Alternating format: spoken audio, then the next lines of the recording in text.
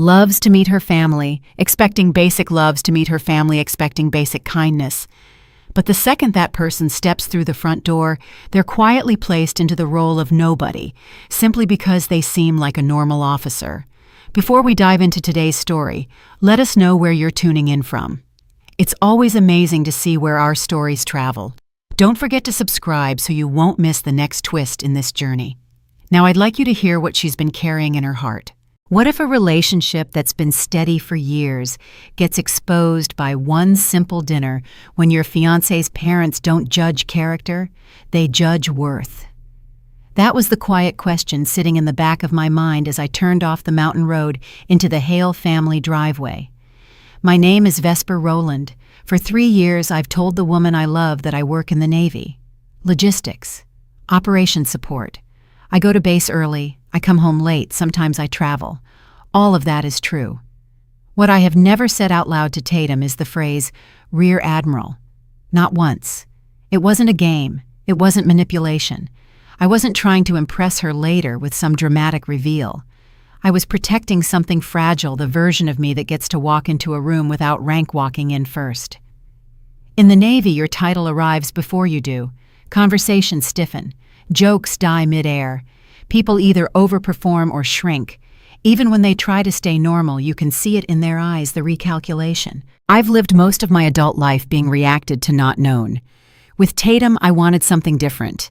We met in a small independent bookstore near the harbor in San Diego. I was in jeans, hair down, holding a used copy of a naval history book. She didn't ask what I did. She asked what I thought about the author. That was the first thing I liked about her curiosity without agenda. Coffee turned into dinners, dinners into weekends. We argued about movies, about whether pineapple belongs on pizza, about paint colors for an apartment we didn't own. She treated me like a person with opinions, not a position with authority. And maybe that's why I never corrected the assumption. When she casually referred to me as an officer, I let it stand. When she guessed I probably did planning stuff on base, I smiled and said something like that. There was a sweetness in her not pressing. She trusted feeling over resume. That sweetness was also the risk. When she invited me to dinner with her parents in Idlewild, she described them as traditional, kind, simple. They're good people, she said. They'll love you. I agreed immediately. But there was a thought I didn't share. I wanted to see something. I wanted to know how her family treated someone they believed had no particular power, no prestige, no leverage. I made a quiet promise to myself on the drive up. I wouldn't hint. I wouldn't posture. I wouldn't correct assumptions. I would walk in as just another officer and let them decide who I was worth being to. The road into Idlewild curved through pine trees and soft evening light. Tatum talked about growing up there, school football games, Sunday church dinners, the unspoken rule in her house that you don't challenge your parents at the table. Dad can be intense, she said lightly. But he respects discipline. That word followed me all the way up the mountain. When we pulled into the driveway, I noticed the flags first. An American flag out front, crisp and centered. Beneath it, slightly smaller, a Navy flag. You never told me your dad served, I said. He didn't, Tatum replied. He just admires it, the structure, the order. Admiration can mean respect. It can also mean attraction to proximity, standing close enough to power to feel some of it. I stepped out of the car holding a bottle of wine. I adjusted my jacket not because I was nervous, but because I was aware. Aware that this was a test, even if they didn't know it. The front door opened before we knocked twice. Her father, Glenn Hale, stood there first. Broad shoulders, solid build, the kind of man who fills a doorway without trying. He didn't beam. He didn't open his arms. He looked at me, not in greeting, in assessment. So he said after a brief pause, "You're the Navy girl." There was a faint smile, but it didn't reach his eyes. "Yes, sir," I replied evenly. He tilted his head slightly. Office side. It wasn't a question asked out of curiosity. It was categorization. Before I could even set the wine down, her mother Jory appeared behind him with a warm but brisk smile. "Oh, good, you're here. Sweetheart, would you mind holding this tray? I'm just finishing up in the kitchen." She handed me a serving tray without waiting for an answer. Tatum laughed softly the way someone does when something is familiar and therefore invisible. "Mom's always multitasking," she said. I took the tray. And in that small exchange, I understood something clearly. My role in this house had already been decided. I hadn't sat down. I hadn't spoken beyond 2 words, but I had been placed. As I walked down the hallway toward the dining room, balancing the tray, I passed the living room wall. Framed certificates, community awards, a large photo of Glenn shaking hands with someone in a suit in front of a banner for a veterans charity fundraiser. His name was printed beneath it, not as a service member, but as a lead sponsor. There were plaques from local civic boards, recognition dinners, fundraising events tied to military support groups. He hadn't worn the uniform, but he stood very close to it. A cold thought settled into place as I set the tray down. Maybe their admiration for the Navy wasn't about service at all. Maybe it was about proximity to something that made them feel elevated. And if that was true, then tonight was going to tell me exactly what I needed to know. The Hale house smelled like roasted chicken and lemon cleaner. It was immaculate. Family portraits lined the hallway, graduation photos, trophies framed newspaper clippings about local achievements. Every frame told the same story: accomplishment equals value. We sat at a square oak dining table, Glenn at the head, Jory opposite him, Tatum beside me. The conversation started harmless enough traffic that drive the weather up in the mountains. Then Glenn leaned back slightly and turned toward me. So he said, folding his hands, "What exactly do you do in the Navy?" There it was. "I work in logistics," I said calmly. "Operations support." He nodded once, slow and dismissive. "Paperwork. It wasn't loud, it wasn't aggressive, it was efficient." He had reduced me to a category that required no further exploration. I didn't correct him. Instead, I watched. Jory began passing plates. She set one down in front of Glenn, then Tatum, then herself. When she reached me, she paused and handed me the serving spoon instead. "Would you mind helping pass these around, sweetheart?" Her tone was light, pleasant, but the message was clear. I wasn't seated at the table as an equal. I was assisting. I passed the dishes without comment. I noted how no one blinked, not even Tatum. This was the choreography they were used to. Glenn resumed talking, launching into stories about neighbors' children. Tom's daughter just made partner at her firm. Lisa's son bought a house before 30. Now that's a real career trajectory. He said real the way some people say obvious. I realized then that in this house, people were discussed the way portfolios are evaluated. Return on investment, upward mobility, tidal weight. Jory turned to me with a soft, measured smile.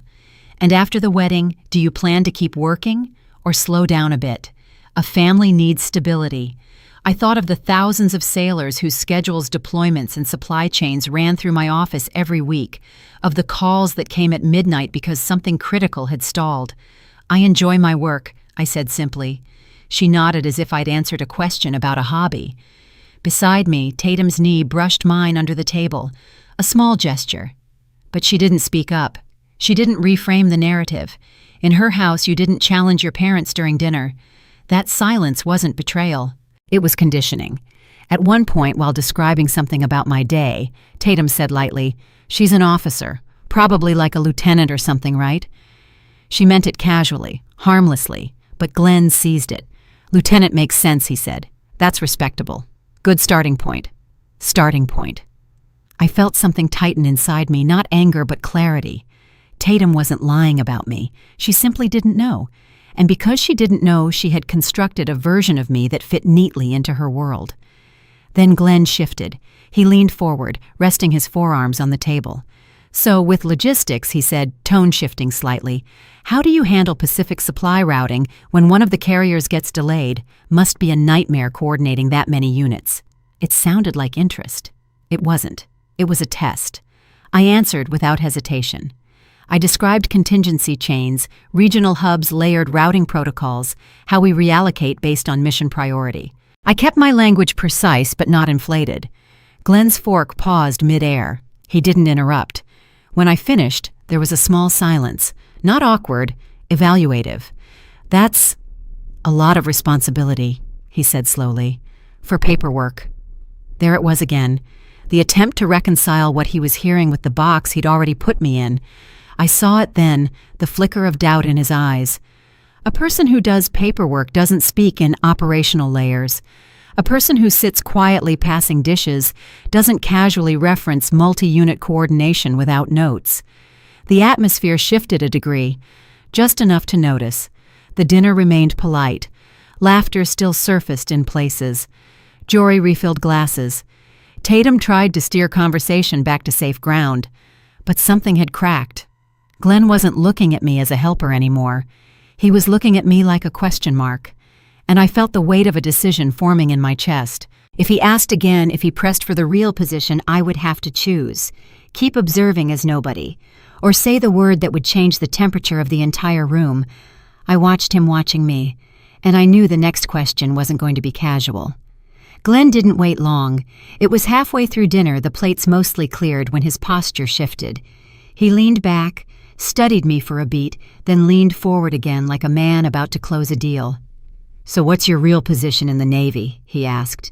The tone was still controlled, civil, but the question wasn't casual anymore. It wasn't curiosity. It was classification. He wanted to know where to place me, on which shelf, at what level he should stand or sit. I met his eyes and gave him a measured answer. "I oversee logistics operations across the Pacific region," I said. "Multiple units, coordination, routing, resource allocation." He gave a short, skeptical laugh. "That's a big description for paperwork." There it was again. Paperwork. He needed it to be small, manageable, contained. And in that moment I understood something clearly. This wasn't about facts anymore. It was about control over the narrative of who I was allowed to be in his house. If I remained office side, I fit neatly. If I didn't, the hierarchy shifted. I let the silence sit between us. Then I made a decision. "My rank," I said evenly, "is Rear Admiral." The sound of cutlery paused. Tatum turned toward me so quickly her chair scraped against the floor.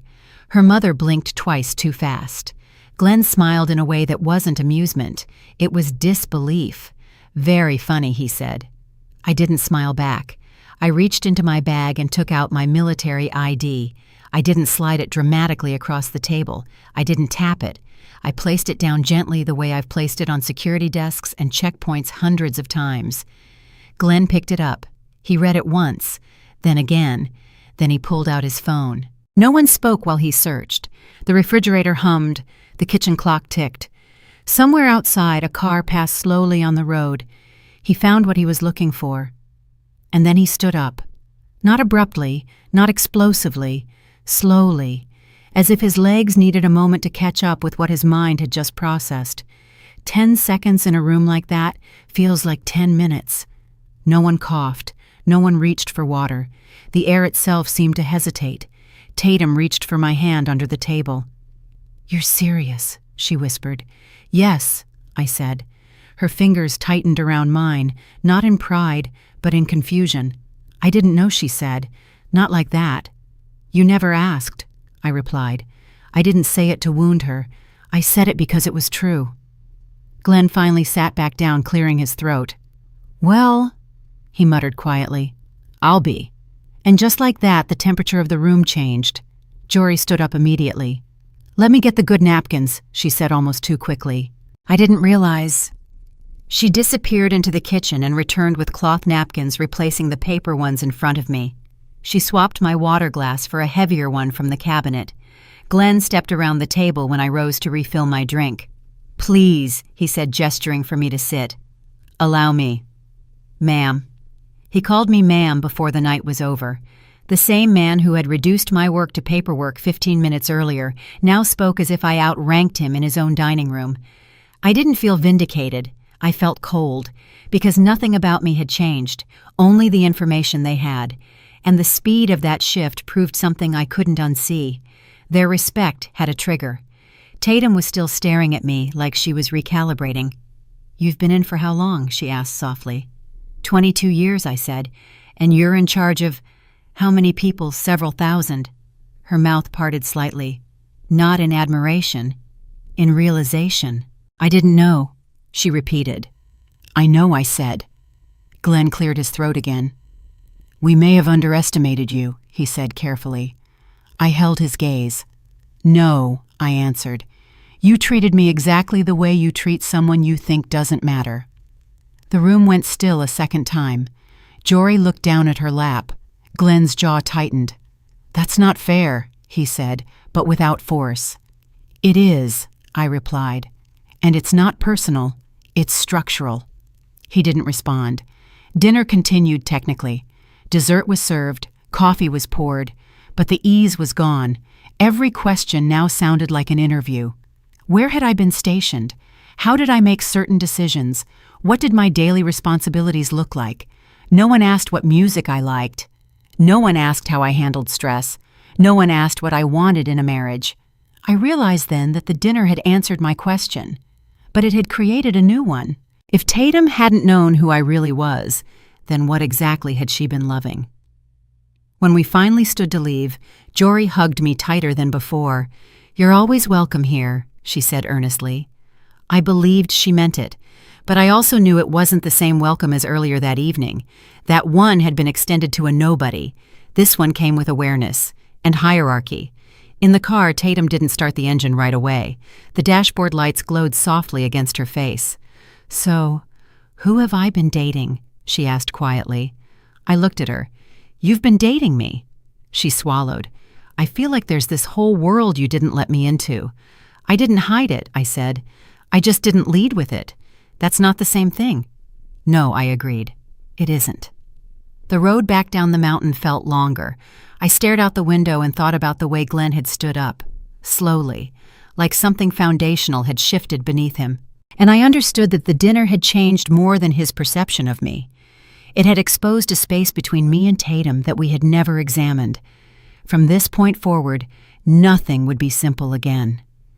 The silence in the car on the drive back to San Diego wasn't hostile. It was heavy. Tatum gripped the steering wheel tighter than usual. She didn't turn on music. The town lights faded behind us, swallowed by dark mountain curves. I wasn't angry. I wasn't triumphant. I was tired. The kind of tired that follows a long operation when the adrenaline fades and the consequences start settling in. After a few miles, Tatum spoke. "So for 3 years," she said carefully, "who have I been loving?" It wasn't an accusation. It was confusion. "You've been loving the same person," I said, just without a title attached. But that title changes things. For who, I asked gently. She didn't answer immediately. For everyone, she said finally. That was the problem. The next morning, she kissed me before work the way she always did. But there was a half-second pause, a recalculation. I noticed it because I'm trained to notice shifts in tone and posture. It's part of survival in my world. Her questions were more careful. She asked about my schedule with a kind of cautious curiosity that hadn't been there before, like she was suddenly aware she might say the wrong thing. It was subtle, but I felt it. The thing I had feared most wasn't strangers treating me differently. It was the woman I loved beginning to see me as something larger than herself and pulling back. That afternoon alone in our apartment, I replayed the night in my head. The serving spoon in my hand, the phrase real careers, the suggestion that I might slow down after marriage, the way Glenn had laughed at logistics, the way Tatum had looked away instead of correcting them. None of it had been loud, none of it had been openly cruel, but it had all pointed in one direction. They measure people, and if you don't meet a certain metric, you don't receive depth. I found myself asking a question I hadn't considered before. Could I marry into a family where respect required credentials? Later that day, Tatum's phone rang. It was her mother. "They want us to meet for lunch tomorrow," Tatum said after she hung up. "At the diner, to clear the air." I nodded. "I'll go," I said. Not because I needed an apology, but because I needed to know whether their shift was rooted in understanding or in embarrassment. The following morning, as we were getting ready, Tatum's phone buzzed again. She stepped into the bathroom to answer. The door didn't close all the way. I wasn't trying to listen, but I heard part of it. "Make sure she knows about the church dinner this weekend," Glenn's voice said through the speaker. "The Veterans Association will be there. People will be impressed." Impressed. I stood still in the hallway. I didn't need to hear the rest. In a matter of hours, I had gone from paperwork to potential headline, from nobody to asset. By the time Tatum came out of the bathroom, she looked distracted. "What did he want?" I asked evenly. "Oh, just reminding us about some community dinner," she said. I nodded. And I understood something important. Tomorrow's lunch wasn't going to be about reconciliation. It was going to be about placement, about whether I would step into the role they now saw for me. The drive to the diner was quiet, but this time the silence felt different, less confused, more strategic, because I knew what I was walking into. The first dinner had shown me how they treated someone they thought didn't matter. The next one would show me how they treated someone they believed could elevate them, and somewhere in between those two versions was the truth about what kind of family I was being asked to join. The Pine and Skillet Diner sat on the edge of town like it had been there since the 70s and never felt the need to update. Faded red vinyl booths, coffee thick enough to stain the mug, waitresses who called regulars by name and didn't write down orders. Glenn and Jory were already there when Tatum and I walked in. They had chosen the booth near the window, the good booth, the one with the view of the street and the warm afternoon light. They stood up when they saw me, not casually, not like parents greeting their daughter and her partner. They rose like they were welcoming a guest of honor. Admiral Glenn said, extending his hand with a firmness that bordered on ceremonial, "Glad you could make it." Jory gestured toward the seat beside her. "Please sit here. This is the most comfortable one." Before I could even reach for the menu, she turned to the waitress and said, "She can have whatever she'd like." I hadn't spoken yet. They weren't asking what I preferred. They were performing that they knew how to treat someone important. I slid into the booth and watched. Coffee was poured quickly in front of me, extra napkins placed near my hand. Glenn leaned in slightly, posture alert. So he began walk me through the structure again. "How many layers are under your command?" It wasn't small talk. It wasn't family conversation. It was an interview. He asked about regional command flow, about strategic deployment timing, about decision-making authority. His tone had shifted from dismissive to impressed, but the axis remained the same. Value. Not once did he ask where I grew up. Not once did he ask what I loved outside of work. Not once did he ask how I felt about marrying his daughter. They had corrected their earlier mistake, but only in direction, not in depth. Glenn finally paused and cleared his throat. "I hope you don't think we were disrespectful the other night," he said. I met his eyes. "I don't think you meant to be," I answered. He seized on that. "Exactly. We were polite. I let that sit." "Polite isn't the same as respectful," I said. The waitress passed by at that exact moment, the clink of plates filling the gap. Glenn frowned slightly. "What do you mean by that polite is form?" I said calmly. "Respect is substance. You can be polite to someone you don't see. Respect means you actually consider them worth knowing." Jory's smile faltered. Glenn leaned back. "We didn't insult you." "You didn't have to," I replied. "You handed me the serving spoon before I'd even sat down. You reduced my job to paperwork. You talked about real careers like they were a ranking system. You asked if I'd step back after marriage as if my work was decorative. The diner noise around us felt louder all of a sudden. You were deciding who I was allowed to be," I continued. "Before you had any information." Glenn's jaw tightened. "So what did you want us to do?" he asked. "Interrogate you." "I wanted you to treat me the same way you treat someone you think can benefit you," I said quietly. "Even if you believe they can't." That landed harder than anything else I'd said, because he knew it was true. For a long moment, no one spoke. Then Tatum did something she had never done before in front of them. "I think," she said slowly, her voice unsteady but clear. "I think we did underestimate her." Her mother blinked at her. Glenn looked at his daughter like she had stepped out of line. "It wasn't intentional," Jory said quickly. "I know," Tatum replied. "But it still happened. I saw it then, the first fracture in the pattern she had grown up inside." Glenn's shoulders stiffened. He turned back to me, smoothing his tone. "Well," he said, as if closing a business discussion, "we'd like to move forward. This weekend there's a community dinner at church. Veterans Association will be there. I think people would be honored to meet you." People. I heard it clearly. Not "we would love to have you." People would be honored. It wasn't a family invitation. It was a presentation. I didn't answer immediately. Silence settled over the table. Glenn shifted slightly in his seat, waiting. I took a sip of coffee and set the mug down carefully. "I'll think about it," I said. He nodded, but his eyes searched my face for confirmation. He still believed this was about access. As we left the diner, I understood something with painful clarity. They hadn't learned unconditional respect. They had learned how to adjust behavior around power.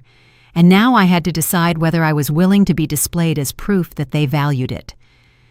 A week later, Tatum's cousin hosted a backyard barbecue in a suburb just outside town. Folding chairs, paper plates, kids running through sprinklers, smoke from the grill drifting into the late afternoon air. I made a suggestion before we left the apartment. "Don't tell anyone my rank," I said. Tatum looked at me carefully. "Are you sure?" she asked. "Yes. I needed to test something, not to prove a point, but to confirm that what I had felt at that dinner wasn't imagination." Tatum nodded, though I could see tension in her jaw. When we arrived, introductions were made quickly. "This is Vesper," she said. "She works in the Navy." "What do you do?" one of her uncles asked. "Logistics," I answered. "Office side." The shift was immediate. Polite nods. "Oh, that's nice." Then the conversation veered elsewhere. Mortgage rates, promotions, a nephew who had just landed a corporate job in Orange County, someone's new truck. No one asked follow-up questions about my work. No one leaned in. I was still sitting there. But attention slid past me. It wasn't hostility. It was absence. A cousin's wife leaned toward Jory and said loud enough to carry, "Heard there's someone in the military joining the family now. That's impressive." Tatum's shoulders tensed. Jory gave a tight smile. "Well, yes," she said vaguely. I felt it settle in. The story of me had already circulated, but not as a person, as a headline. Later, sitting in one of the folding chairs with a paper plate on my lap, I watched conversation swirl around me without landing. I wasn't offended. I was observing. On the drive back to San Diego, Tatum broke the silence first. "They didn't ask you anything," she said. "No," I agreed. "They didn't care." "They cared," I said. "Just not about me." She stared straight ahead at the highway. "They didn't ask what you like," she said. "They didn't ask who you are." "They asked enough to categorize me," I replied. She exhaled slowly. "It's like you were invisible." "Yes," I said. "That's the word. Invisible." The car hummed softly as we drove.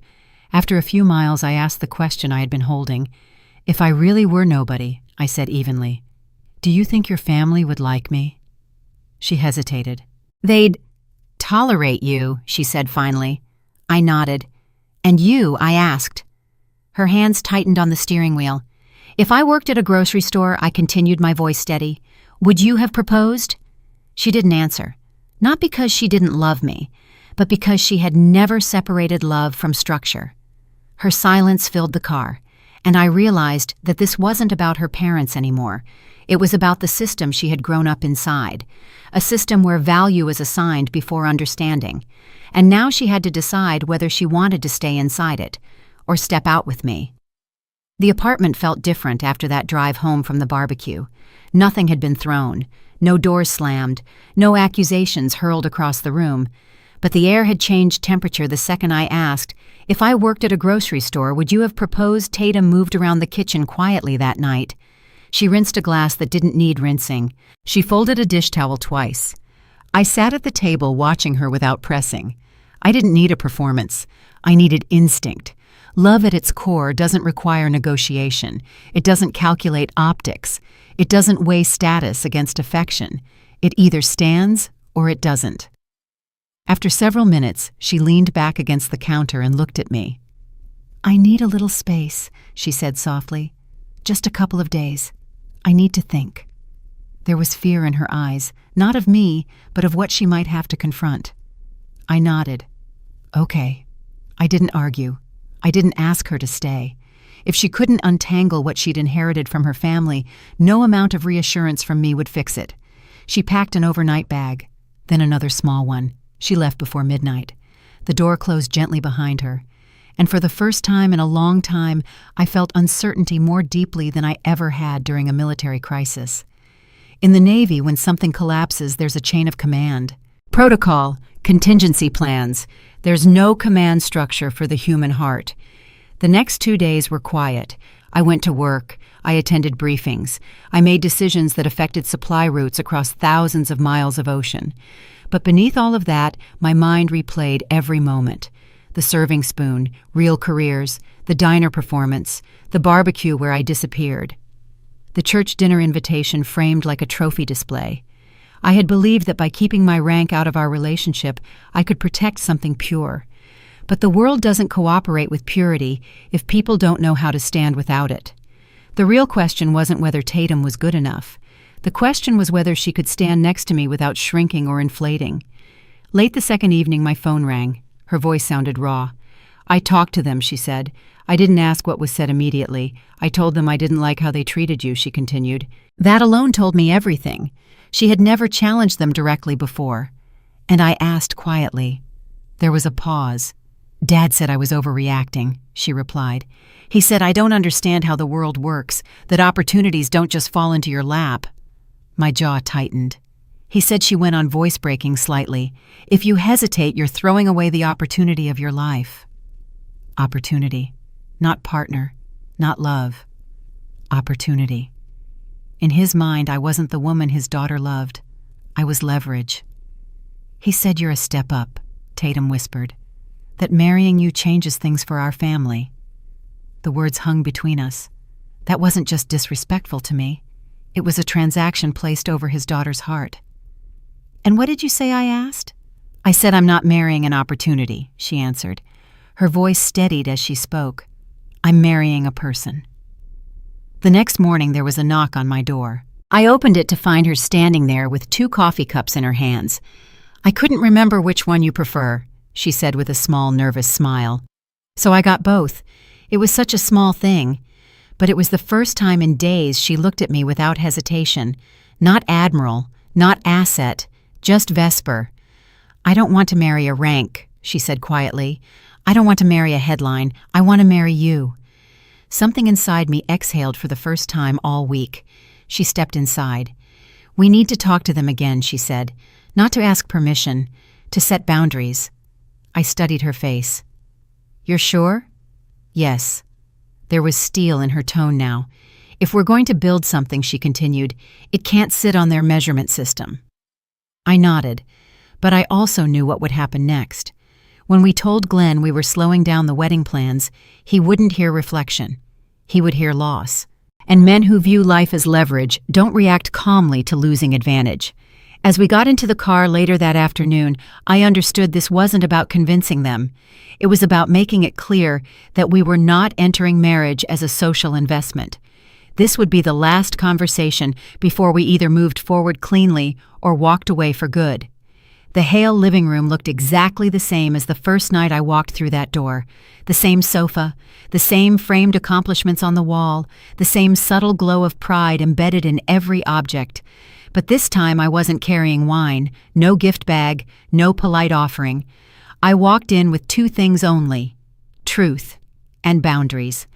Glenn opened the door and gave us a look that said he had been expecting something. "I suppose you 2 came to talk," he said.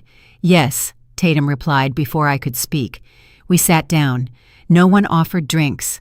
No one made small talk. "We're slowing down the wedding," Tatum said clearly. "We're not setting a date yet." Glenn stiffened. "That's not smart," he said immediately. "Momentum matters. Stability matters. You don't sit on something this solid." There it was again.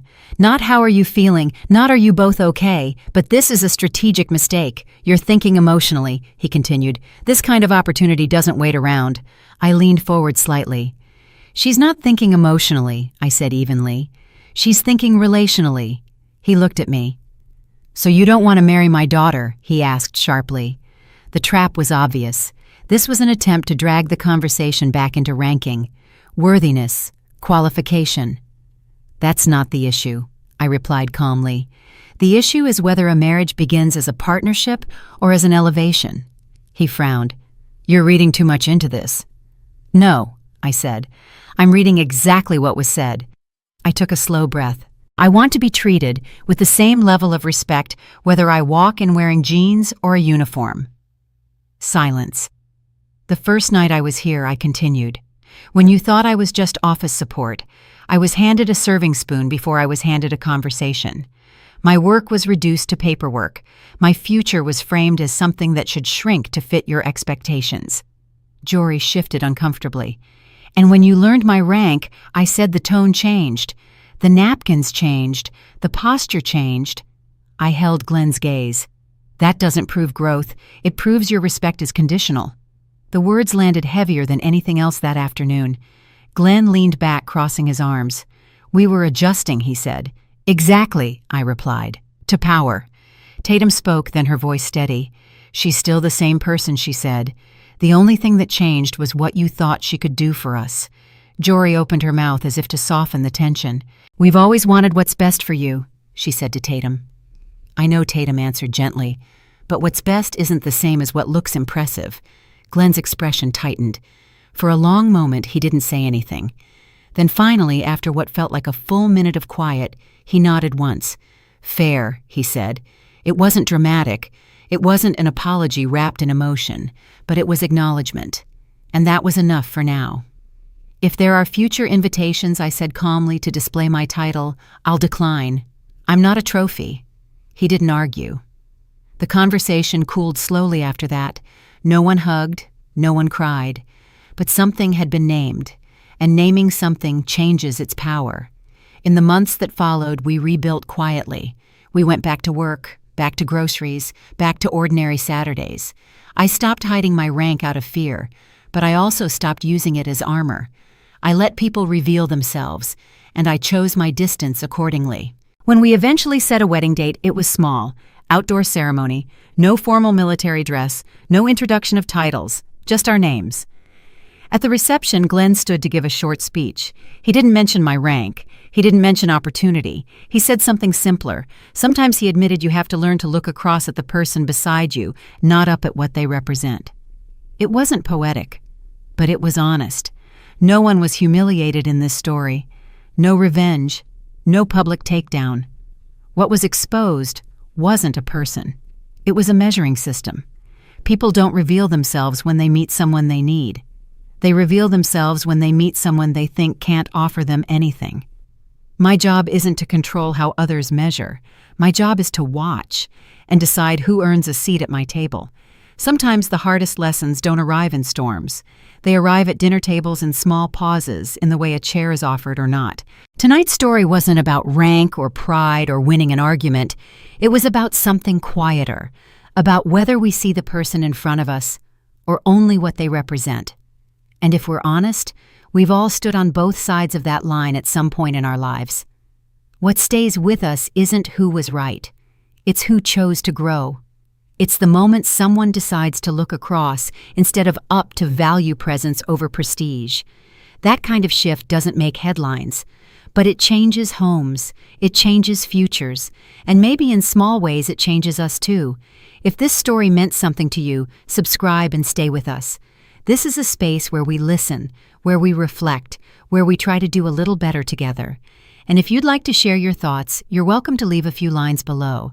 I read them more often than you think. Thank you for spending this time with us. Take care of your heart, and I'll see you in the next story.